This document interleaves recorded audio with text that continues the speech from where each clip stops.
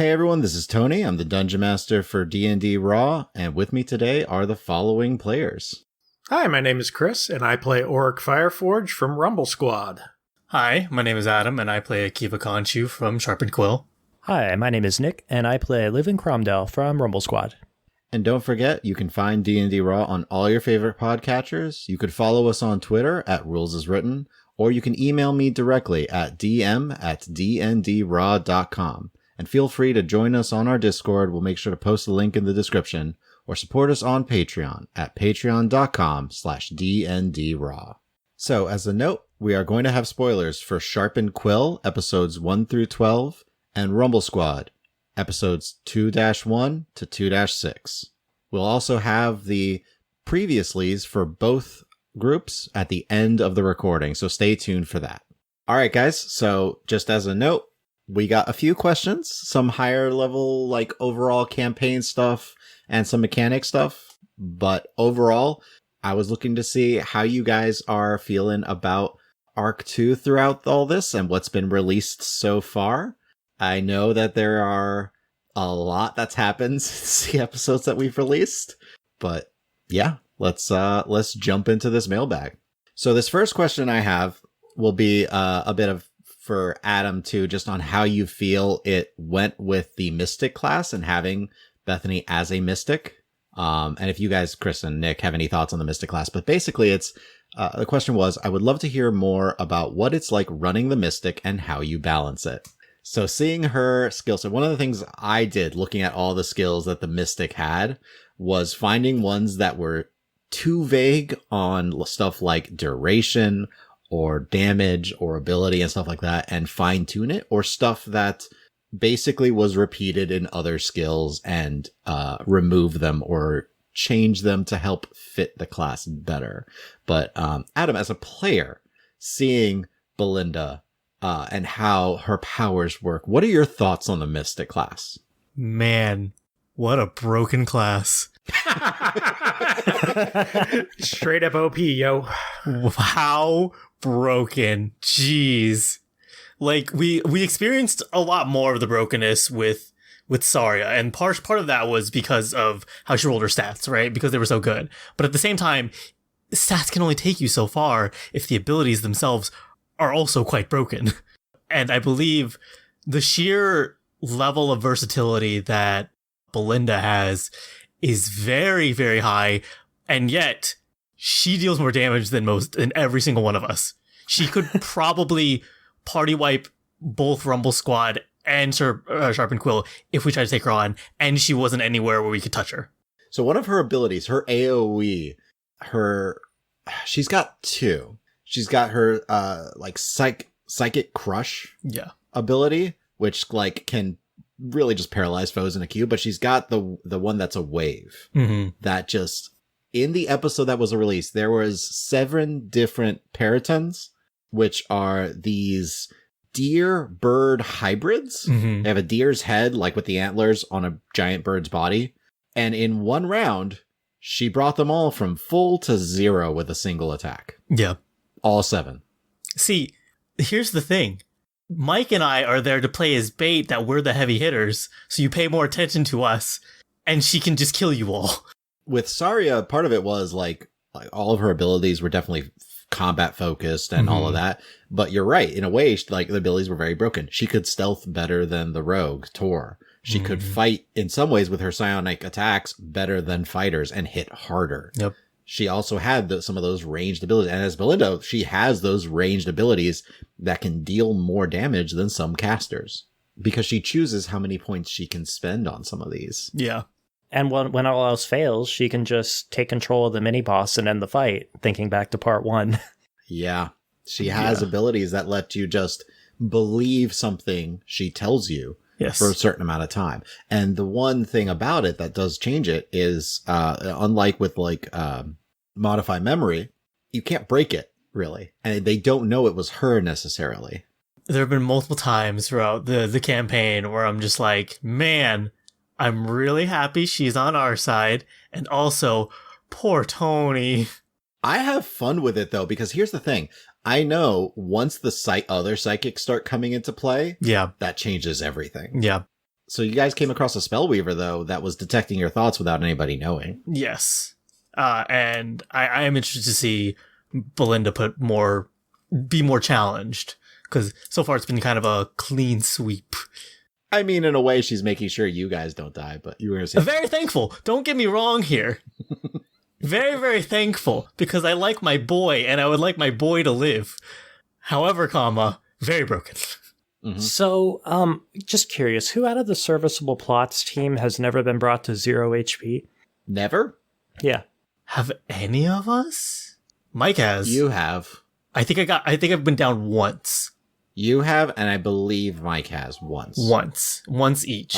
Partially because you guys avoid fights at all costs. And when we do fight, we are very efficient, I would say.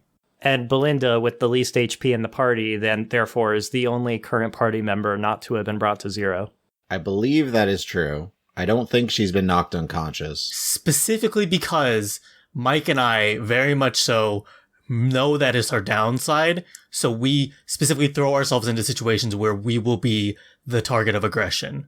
Yeah, you put yourselves in the way of attacks against her. You make a point of it. We do. I'm trying to think, because even in Rumble Squad, I think Orc is the only one that hasn't actually died. I'm trying to think if I've actually been dropped to 0 as well.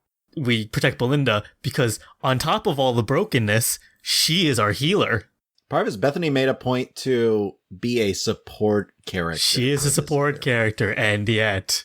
But also the damage dealer. Although, to be fair, that's kind of like the weird role that Oric has found himself in, where I'm the support character doing a lot of the healing, but at the same time, I'm doing a lot of the kind of damagey AoE stuff. Yeah.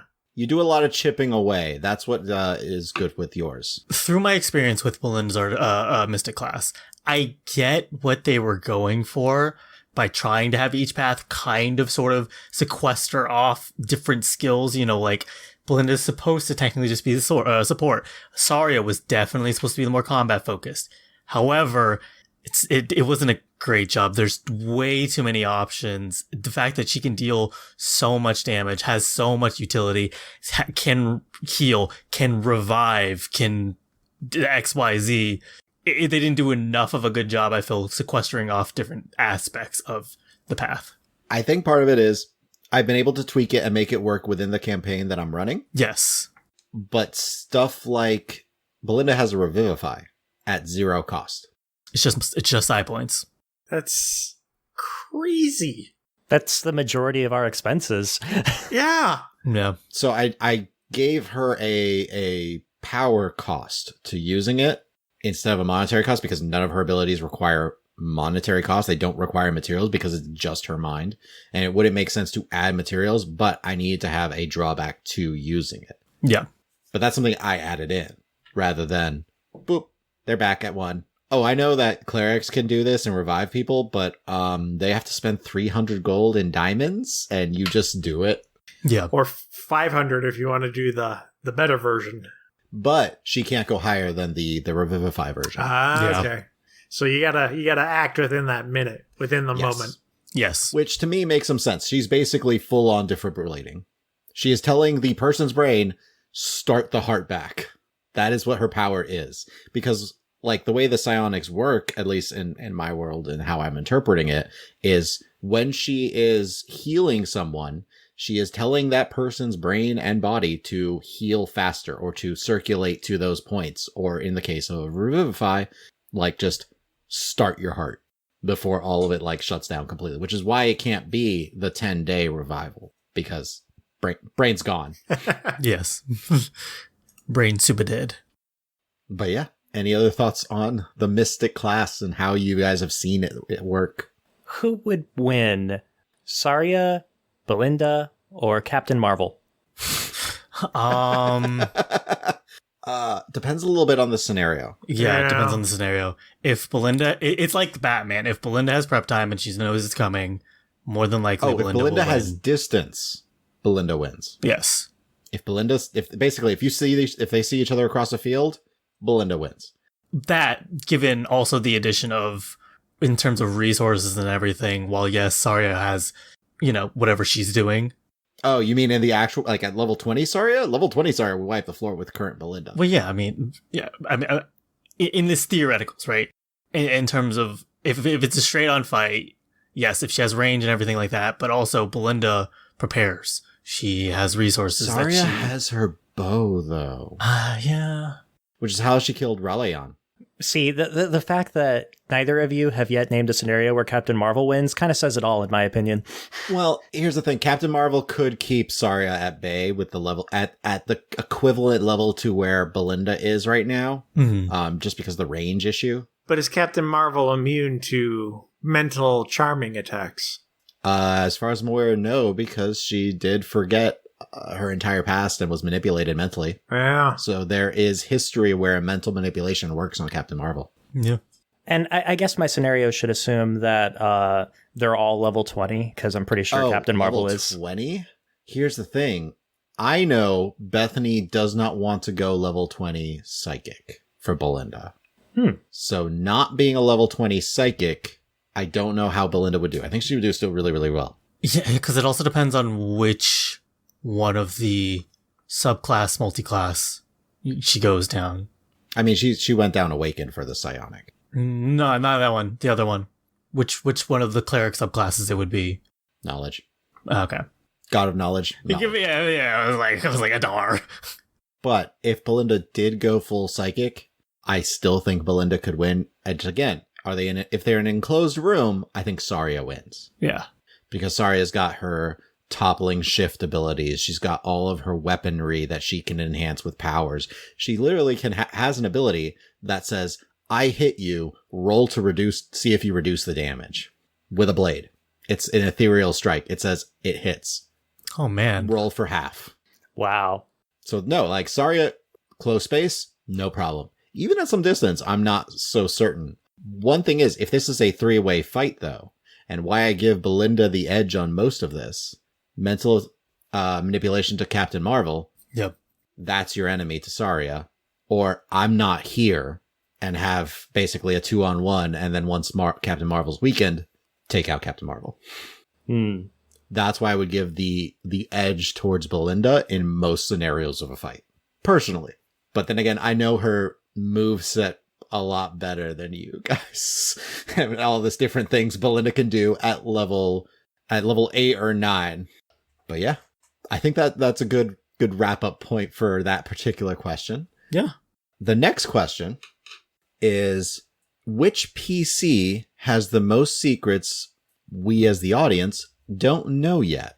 And we can take this in two different ways. And I'm going to answer this question as well from as the DM, knowing that which player has and PC has secrets from the other PCs, as well as which PC has some secrets that even they don't know about. There you go. I was like,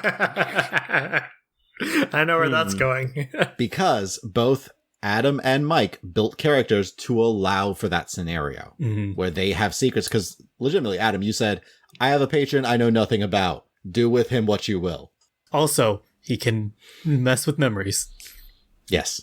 But he's making a point of not doing that. Yes. He promised you he's not going to. He promised. He promised. He promised. That was it. I'm holding him to his word. Mm-hmm. Otherwise, he gets stuck under the mountain. And then Auric and Leuven, I mean, your backstories are fairly straightforward overall. You have your path. You set up for you, Auric. I know yours. You trained to be a cleric. Became cleric. You became a cleric. Then you saw the world was lacking clerics and decided to go out and promote your cleric and your business. Leuven, you had a very simple home life, a few skirmishes here and there. Overall, though, you were a genius amongst your family and ventured out with Auric when you saw the opportunity. And you tell everyone your life story. Yeah. Obviously, Leuven has the most secrets. He's the shadiest character in all of D&D history. Who life stories more, Akiva or Leuven? Ooh, Tony's the only one that can answer this, because I don't remember. Who life stories more? Who's like, here's my life story. Who tells about the life story? Oh. Well, Leuven has all of his pen pals, so one could assume that they all know his life story. However, Yeah, pretty I much. tell people on the street. Yeah. In a way, if you said early on, True. I would probably say Akiva. Present, I would say Leuven. Yeah, you're right. I've had to be more shady. As of present day, as of what's been released, because Leuven has really not met a lot of his pen pals yet. Yeah, but he certainly is entering the with what's releasing now, the part where he's starting to become a little more cautious about various aspects of life. And I would say him meeting his pen pals is one big point where perhaps some secrets will be discovered that he did not know about. When I first was talking to Tony about your character, Nick, once he pointed out that you just that he was basically like, hey, have you met these people, or are these just people you've written to? I love that tie-in for you. That these are just people you're writing to, and you've never met them. That makes it such an interesting time for him to mess with things, to change things. I feel it's a very, very interesting tie-in. Oh, and he does. Oh, he does. Leuven will meet some pen pals. Yeah. And even the one pen pal I already have met, not counting, my sister, the DM finds a way. Yeah, some pen pals are not always what they represent themselves to be either. Yes. Yep, there are always surprises with the pen pals. Even Dahlia surprised you by arriving without telling you. Yeah. On my birthday. Fancy on your that. birthday, which legitimately, I did not plan that. It just was at the start of the campaign, I asked every player to pick a either birthday or in Adam / Akiva's case, if he wanted a birthday or the day he came onto the material plane, and have that be like the important day in his life for that aspect. And it just so happened that on my calendar, as we were going through all of these different events during this particular downtime, as I was calculating how long it would take Dahlia to reach Rumble Squad, it happened to fall on Leuven's birthday. Surprise! Which was amazing, and I loved that coincidence. And also, I'll just say to you, Adam, that I've been looking forward since basically the beginning of the campaign to when Leuven and Akiva can just hang out, just chill, because I feel like the sheer amount of enthusiasm. Man, I mean, yes, if it was early Akiva, I would agree, but man, with things that have been going on, I would not be surprised if Akiva's like an emotional husk. Is a jaded, world-weary Akiva these days. See, as time passes, yes, in a way, Akiva's more careful with strangers, I think, than ever before. I don't know if Akiva is careful with people he knows. I can see that. I don't know. Yeah. I'm just thinking, like, the way you approach Zolas, Darvin, not including the player characters, because, of course, his player characters, like, that is what it is. Yeah. But, like, Zolas, Darvin, Nemoa, who is just a professor at Zuxiar's Academy of the Arcane that you're like, I know I told you my life story, but let me tell you about more of my life story and my hopes and dreams and fears over Talori, my bestest of friends. Yes. Agreed. And I mean, granted, Leuven's whole thing, I think, is trying to hold on to that part of himself.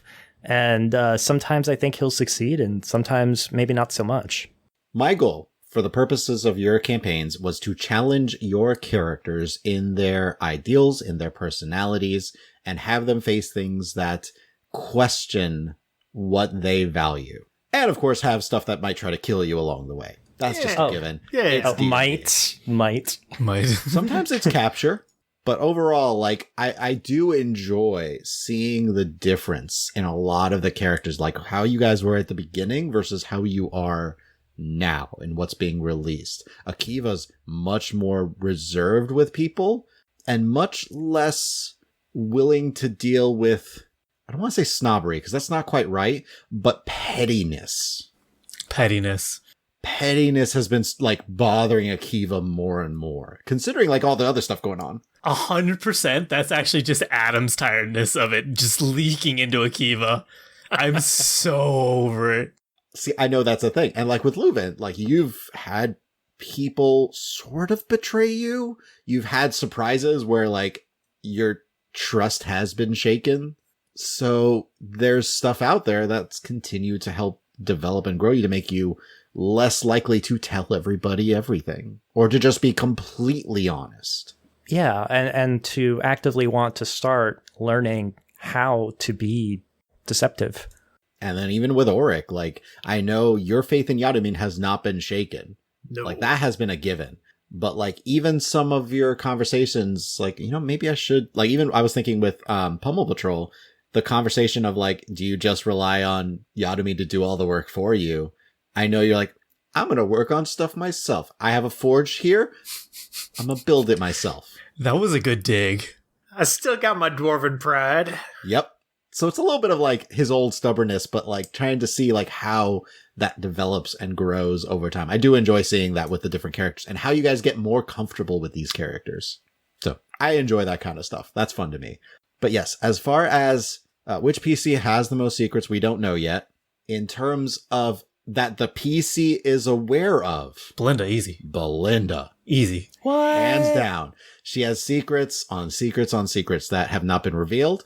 Not only in the podcast that have not been revealed, they have not yet. There's plenty that haven't been revealed to the players at where we are now. And here's the thing, actually, I don't know if Nick or Chris are aware of this. It's almost like an unspoken policy that we have in Surface Level Plots where we don't even ask Bethany about it because we want the reactions of when her secrets get erupted up. To be like genuine surprise. To be genuine, yeah. Nice. We're gonna, okay, slight spoilers for something that's ahead. Eventually, we will meet a character. I think he is there as a contact for one person, and it is not. It is a contact for Belinda instead, and it throws me for a loop, man. Yes, there are secrets on secrets on secrets. It's a whole thing with Belinda. As far as which PC has the most secrets that they don't know about. Mike, right? That they themselves? Yeah. Mike. Belinda is aware of most of her secrets. There's one or two she basically like said like, hey, I don't know where mystic powers come from. But Belinda, it's like, you can do with this what you will. Belinda believes her power came from a Dar. Like, okay. Whether or not the case, I haven't revealed yet. But as far as Mike and Scriv go, it's actually just been revealed. All of a sudden, now as a player, he talked about wanting to take the feat, the language feat. It lets you learn 3 different new languages in one of the more recent episodes. But he said, hey, Tony, I have an idea. I don't, as Mike, want to know what these languages are. And I'm like, perfect. That fits into some backstory hidden stuff that I've been wanting to play with for Yeah. So it's revealed that he, for some reason now, all of a sudden, knows Sylvan and Darakul. Ha. And he doesn't know what the third language is yet. Second reveal? Have we figured out what it is? No, you guys don't know what the third language is. Yeah, even now. Scriv is going to find out that he's secretly a wizard and can now talk to snakes. See, and here's one of the things that is the reason for this whole thing with Scriv is it really works well with Mike and Tony that Mike is a person where he's like, hey, here's my backstory. Here's some knives that you can stab into my back and twist, right? Give me more. Stab more knives into me and twist them. Mike is here for Scriv to suffer. He wants Scriv to suffer and grow from it. Or just having a emotional breakdown as part of his growth. Maybe. One of Mike's endings for Scriv would be him lying in the rain, dying, bleeding out after a confrontation with his dad. Where he has to fight his own father.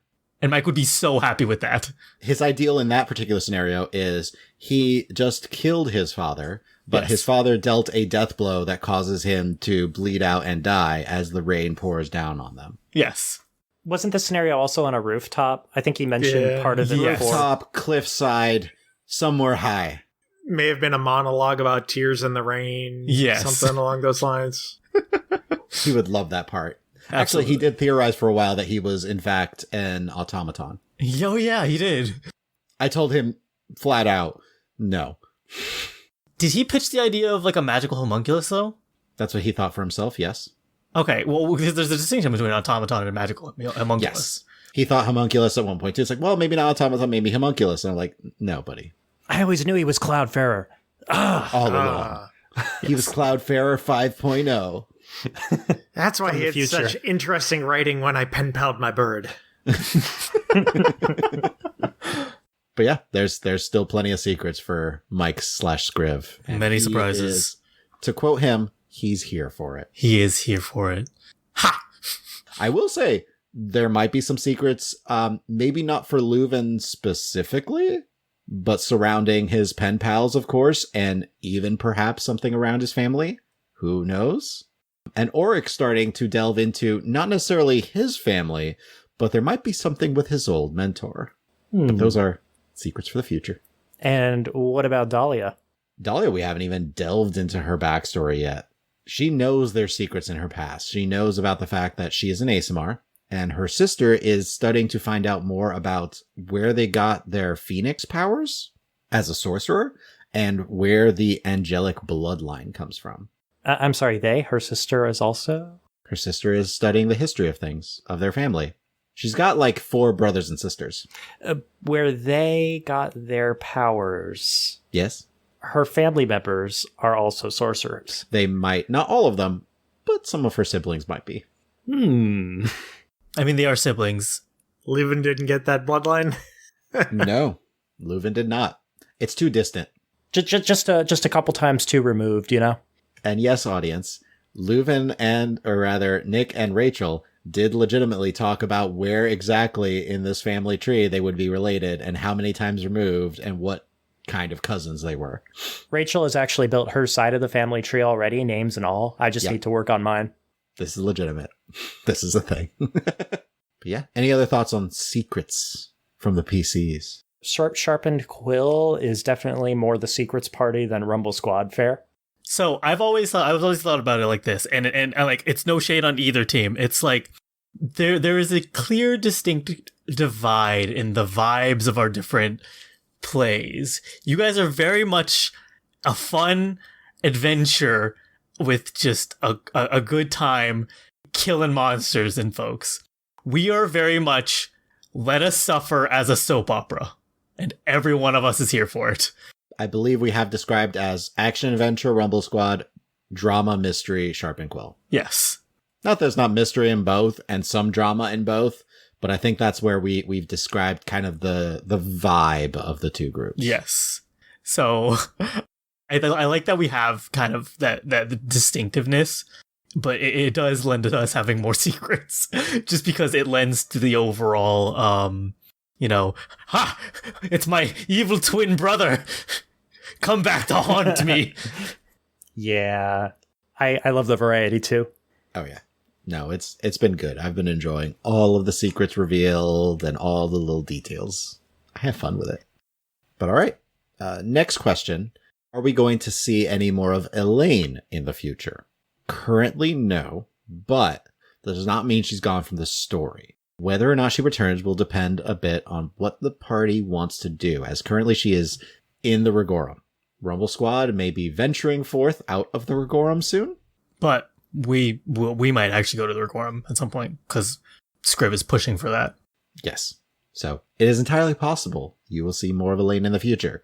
But as of right now, her journey is in the Rigorum, away from Rumble Squad. And who knows, perhaps there are some methods of magical communication on occasion that can be used. We'll just call in, see how you're doing, catch up on the new trends. How's that training coming along? You know, the usual. For my Boulder's history NPC story, he may have commented that she has a small puddle she formed on her way to forming that lake she wanted. Baby steps, man. Baby steps. You're getting real close. So if you get too close, she'll hit you with a guppy for 1d4. She used a splash. It's super effective. It does nothing. Do you all have any canon one-shots planned? I have to answer this question a little vague, but... Yeah, that's pretty It vague. is so vague, Tony. That could mean anything, really. Probably that there's a squirrel, though. Yeah, or you got a package at the door. Or someone's walking their dog. How dare they? Anything's possible. How dare they? So to answer the question, sort of. There are a couple of one-shots with these characters, with some of the characters, that we have worked on for various reasons, either for scheduling things, scheduling conflicts that we've had. But there are a couple of events that will be coming out eventually that I guess I would say are canon one-shots. So beyond a couple of things that we did record, there aren't specific canon one-shots planned, like not with new characters within the world or anything like that. As of yet, doesn't mean we might not do something like that, but right now, not really. How about this? I will live pitch an idea to you that I've been thinking about for a while, Tony. Do it. Dread. Dread, okay. Picture some Halloween special, probably not this year because COVID, but a Halloween special Dread where everyone gets together and you're playing as civilians, just denizens of Orenthal during the Battle of Orenthal.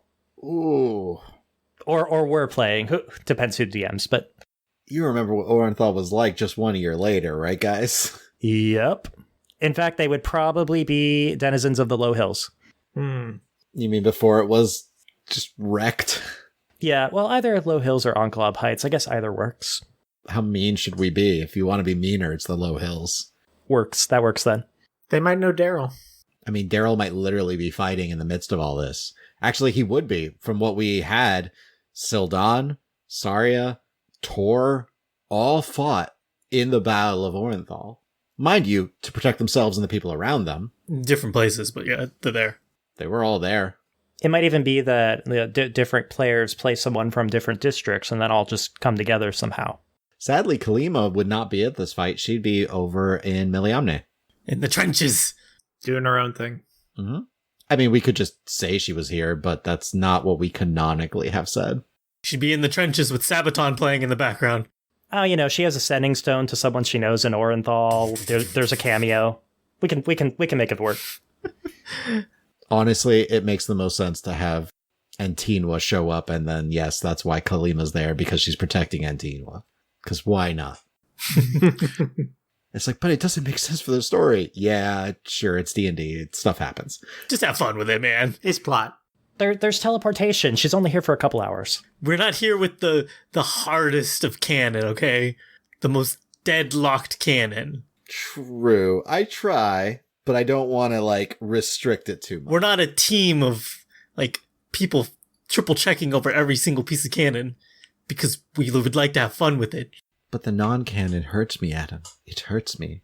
But if the non-canon truly hurts you, where did Shazam come from as a word? The lightning javelin activation code. Oh, did I come up with that one, or? Yes, you did. Yes, that's what I'm saying. Yeah. Oh, right. In world, where would the word Shazam even come from? It's magic, dude. You don't argue with the magic words. A wizard from the ancient past. One that embodied the powers of the gods. Which gods that spell the word Shazam? It might have been his name or something. I don't remember. I actually don't think I have any gods that have A Z? An H. I have a Z, but I don't have an H. I don't think. And actually, another way to unlock the powers of the orb from Arc 1 would have just been to say Open Sesame. So we really missed out there. So many opportunities. Final question before we just kind of vamp for a bit, and I think this leads into it pretty well, is how many arcs in total does Tony have planned? I have 3 main arcs and 3 main storylines planned for the campaign. Right now, we're into Arc 2. Still pretty early stages for the most part for both groups. But yeah, that's with Arc 1 ending with each group facing off against a powerful enemy.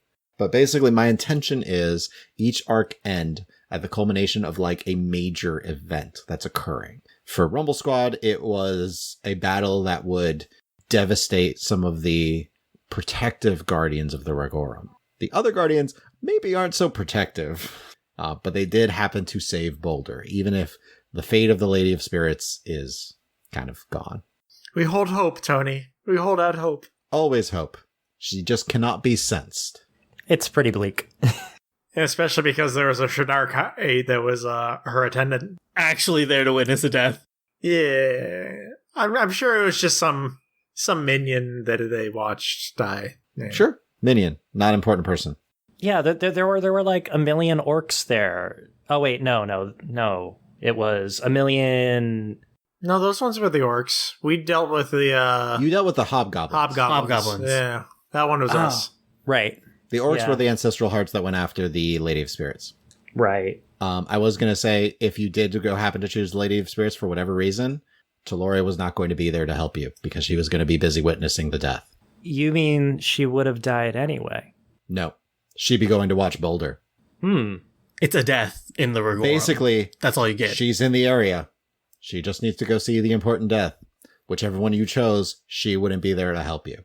Actually, I think she was going to be going to do. Are we basically ironing that out as, you kind of get vague instructions? It's going to be here at this time-ish. Yes, I ironed that out after Rumble Squad chose which one they wanted. Yeah. 100%. Because that's why I kept her answers super vague because, of course, in theory, saying who she is going to see die changes the outcome. True. So she would never actually say it. Now, what if we had split the party and tried to do both and somehow succeed? We wouldn't have succeeded. They would have both died. They would have both died. We would all have died. Yeah. I know. You remember how hard of a fight that was, Nick? You guys had it rough, dude. I think Leuven remembers. I edited that. It was rough. It was a tough fight. I did not hold back on that fight. No, we got the revivifies out for that one. Mm-hmm. But yeah, that fight was meant to be a sign of major change in the Regorum, as then you have on serviceable plots at the time, but now Sharpened Quill's side of things, you had a death of a demon lord. Mm-hmm.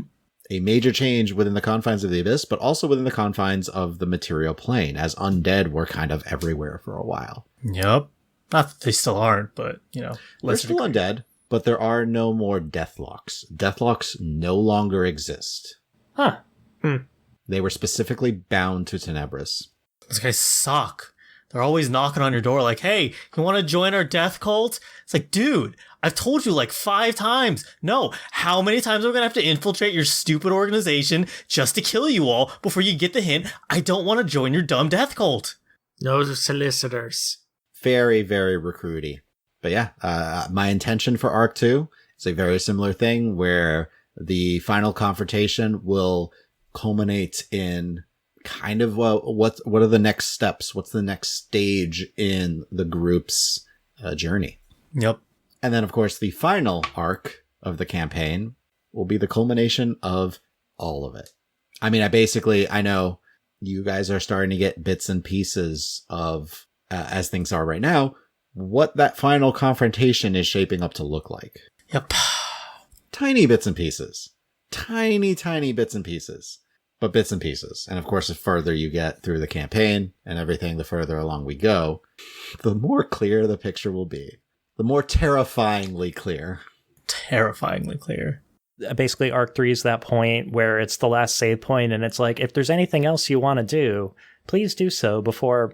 But somehow we still end up saving all of our elixirs and never using them. Yeah, you know what? You save the rocket launcher still, and you thought to yourself, you know what? What if there's another phase to this boss fight? It could be. It happens. It happens.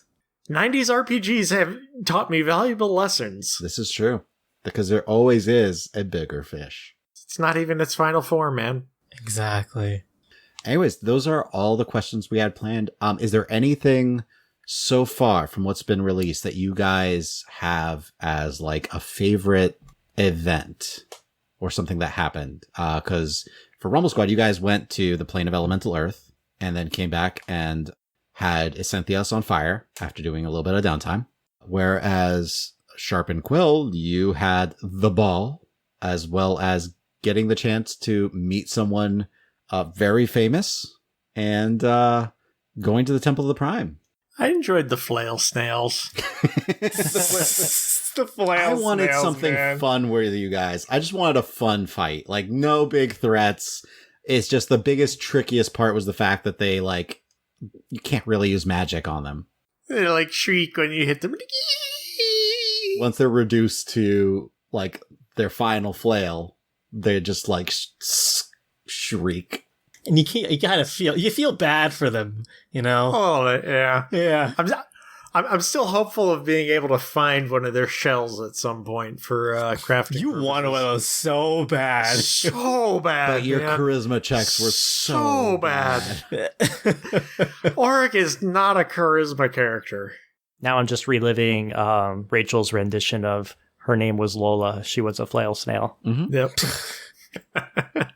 This was a thing. I think I saved it for bonus content. For me, I think it had to be the lightning cat fight and the realization of the con artist in Cynthias, because it just gave me a chance to play and write an angry Leuven, which was a new thing. Yeah, that's very different for Leuven to be like that angry. Yeah, and vindictive, really. We may have gotten a little petty at the end there, as far as making sure he could never pull the same thing again. Yeah, a bit. I may still be playing him as petty with that. Like, I expect sometime in part 3 or something, I'm actually going to run into this guy again.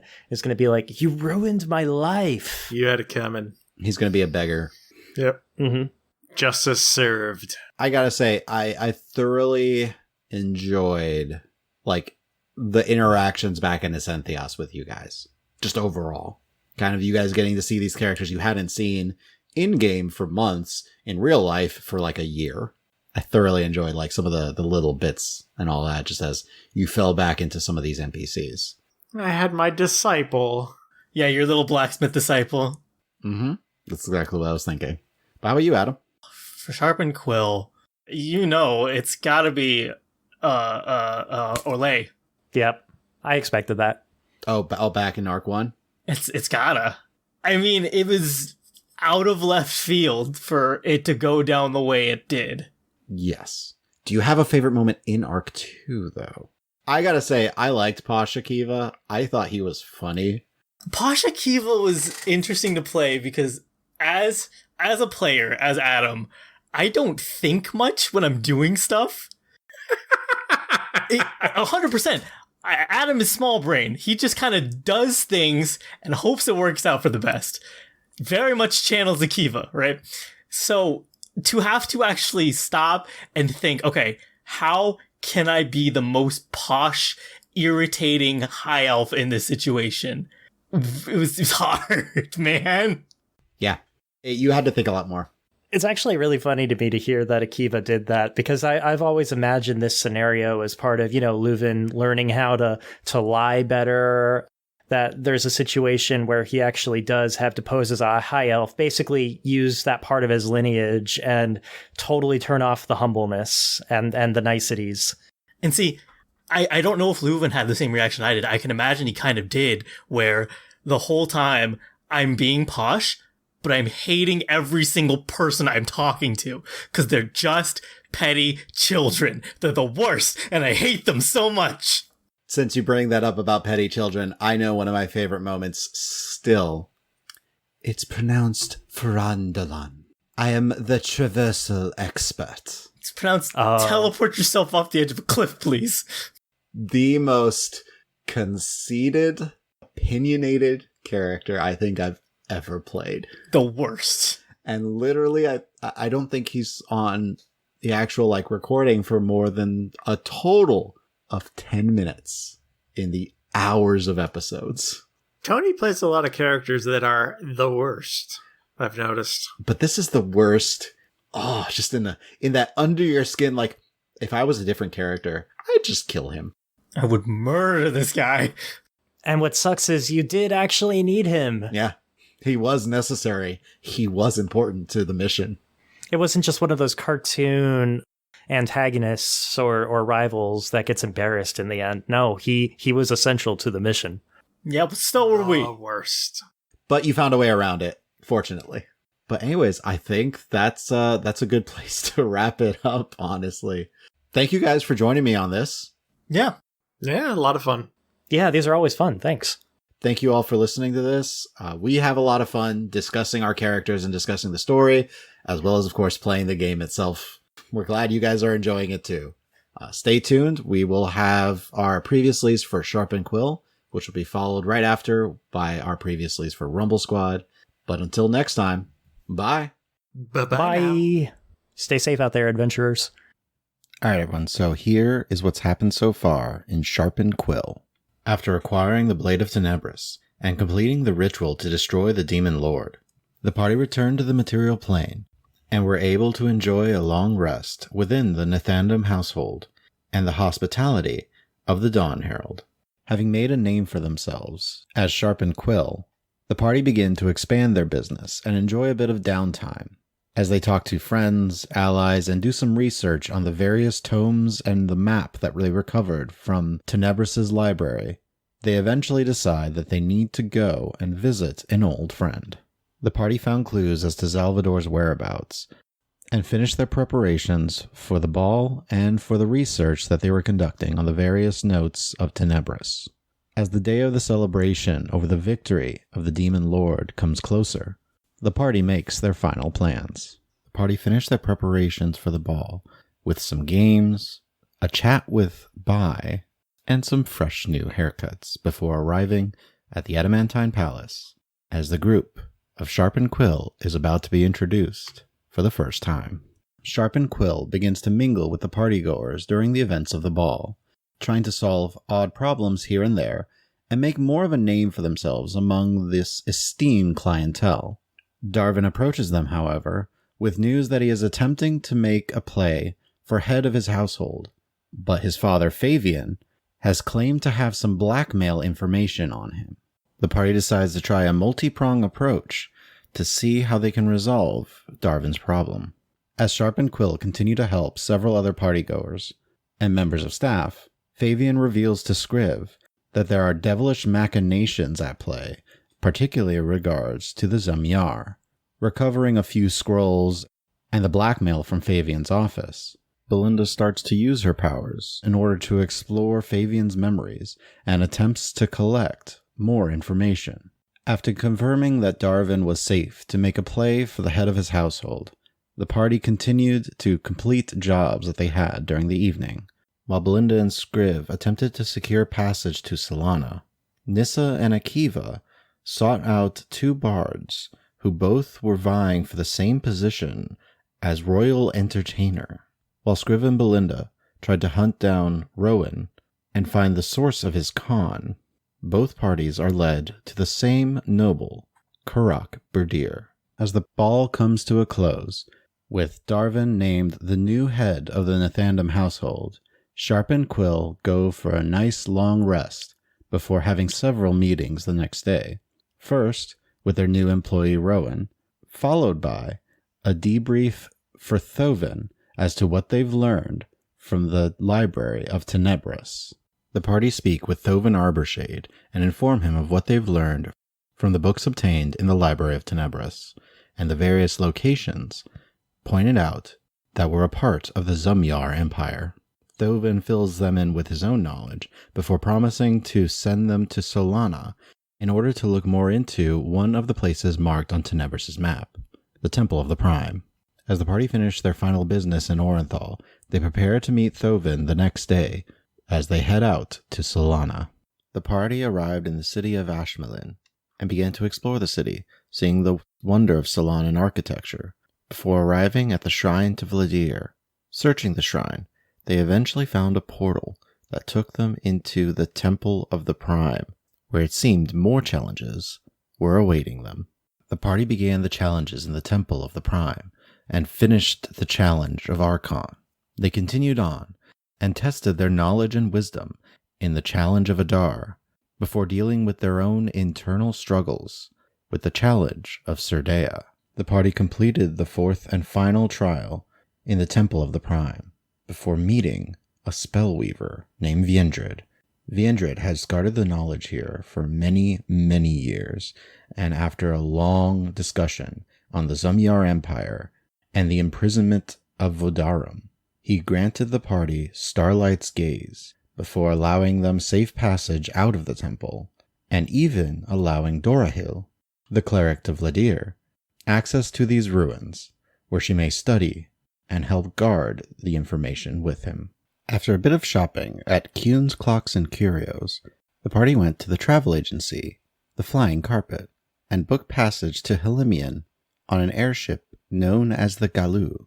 It is here Scriv learned of languages he had not known before, and discovered he understood not only Sylvan now, but also Dara-Kul. Uncertain of what this could mean, the party boarded the airship and met its captain, Faerun Gan, before beginning their 2-day trek across the skies. And now, here's what's happened so far in Arc 2 of Rumble Squad, as the party finished the battle against the Fortuneborn and his forces, and revived Leuven after he had been slain by the Fortuneborn himself. The party take inventory of the spoils of this conflict, and finally have a chance to rest, as Boulder prepares the portal to the plane of elemental earth. Rumble Squad gets a chance to relax, recover, and have a good bit of downtime. First, I did want to mention, due to Leuven having been killed, the party had a chance to recover after the long battle against the Fortuneborn, taking several weeks in order to craft, recover, and meet Leuven's cousin Dahlia. They upgraded their equipment and themselves, in Leuven's case, as they prepared for Boulder to open the portal to the plane of elemental earth. As the portal's preparations come to a close, the party gather themselves and enjoy one final night before traveling to another plane of existence. Having completed their downtime, the party travels to the plane of elemental earth in order to acquire the soul of the earth, an artifact Auric is hoping to use in the creation of a hammer for Yadumin. As they step through, the party encounters a dizzying array of caverns, as well as elemental beasts that come and attack them. The party continued their journey in the plane of elemental earth, and completed 2 of the 3 challenges necessary in order to meet Zaraton. Now, as the party catch their breath, it is only the 3rd and final challenge that awaits before they can acquire the soul of the earth. The party completed the final challenge in order to meet Zaraton and claim the soul of the earth. Finally arriving home from the plane of elemental earth, the party must now decide what to do next. As the party finished up a few downtime activities, they eventually noticed a huge column of smoke rising from the direction of Ascenthias. Learning from one of his mysterious pen pals that Bai had left the town, Rumble Squad decides to head over as quickly as possible and try to put out whatever flames they could. Helping the townsfolk, the party learns of a mysterious savior, an angelic figure that seems to go around and help the town, immediately following catastrophic accidents. Deciding to investigate this figure, the party begin to head to the Big Child Inn. The party investigated the sources of the fires in Ascenthias, and learned of 2 things. The first was this mysterious savior of Ascenthias, an angelic figure, who seemed to appear immediately following a disaster. The second was a cat that seemed to be made of lightning. Deciding to follow up on the first, their investigation led them to head to the site of a fallen star, where they learned the savior was in fact an illusionist by the name of Thar. However, not too long into their interrogation of this Thar, the party was attacked by this lightning cat, and after a vicious battle, defeated it, and turned to face the illusionist.